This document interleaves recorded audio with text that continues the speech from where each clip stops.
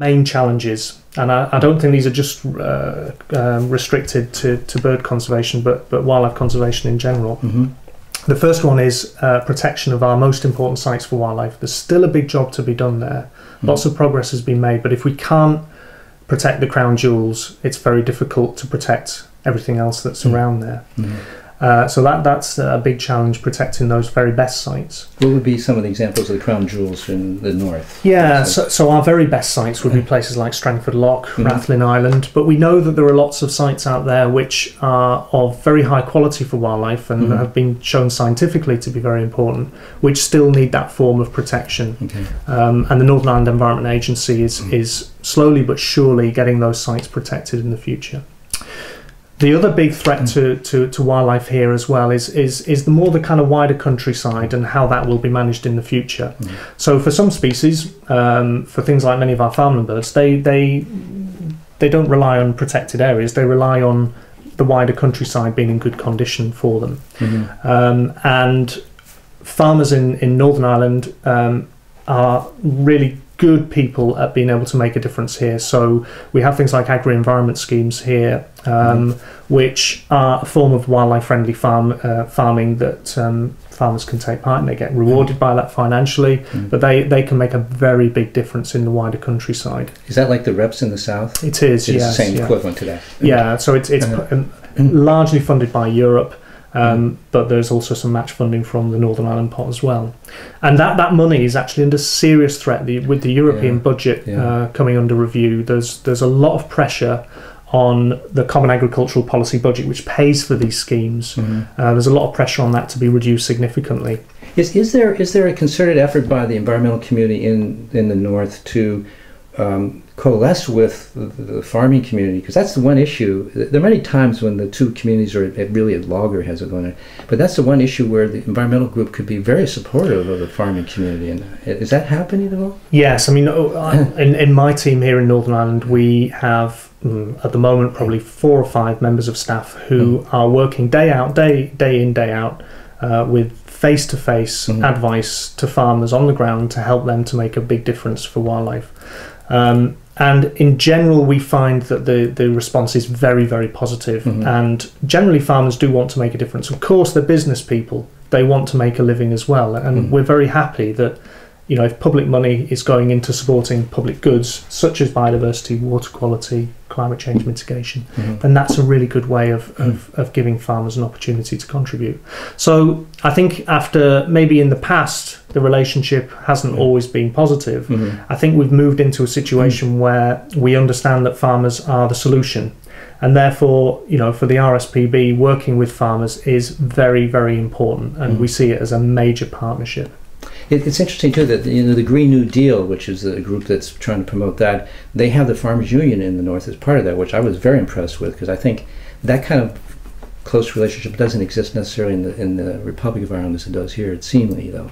Now, before we leave the farmers, because I think it is a critical community in terms of protecting the bird population of the species, there is, of course, a lot of in the papers about the raptors and the birds of prey and farmers, and what's happening on the ground in the north on that? Is it fairly still a problem? So it is a problem. I mean, we had a campaign last year which was supported by people across Northern Ireland, across the whole of the UK, to really, you know, stop the illegal poisoning and persecution of birds of prey. In Northern Ireland, it's not such a big problem as maybe it has been recently in the Republic south of the border. And I think that's largely because some of our laws in the north are much stricter. So although illegal activity does go on, so we do get poisoning of birds like the red kites that we reintroduced in the last few years, it tends to be illegal poisoning, baits put out probably to kill foxes and crows and things like that, which is then you know, taken by these raptors who just see it as a free meal. Unfortunately, then that leads to their sad demise. The laws south of the border are not as good. And I know there is quite a lot of pressure now being put on, you know, the Irish government to say, right, okay, we need to sharpen these laws up. And this kind of indiscriminate poisoning by farmers, by landowners, whoever it may be, should be put to an end. Are there problems with the raptors or the birds of prey eating any of the farms, the spring lambs, or there's stories of that, but I don't know if they're mostly anecdotal, or is that a real issue? So for most of the birds of prey, that's not an issue. So for red kites, for buzzards, sparrowhawks, kestrels, most of our native species, that's not an issue. And I've not come across any instances of some of the larger birds, the eagles, the golden eagles and the white-tailed eagles, which have been released in the south, taking livestock. But these are big birds, and they can take livestock from time to time. But in general, the impact is very, very low. And I think you've got to balance that up against what those birds bring to the local economy. And, certainly in Donegal and Wicklow in County Kerry, where those two birds have been released, the impacts for tourism there are going to be significant in the future.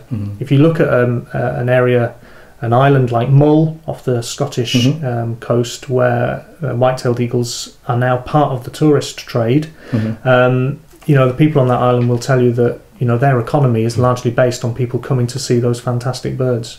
So again, it's that link between wildlife and the economy, which I think is very important.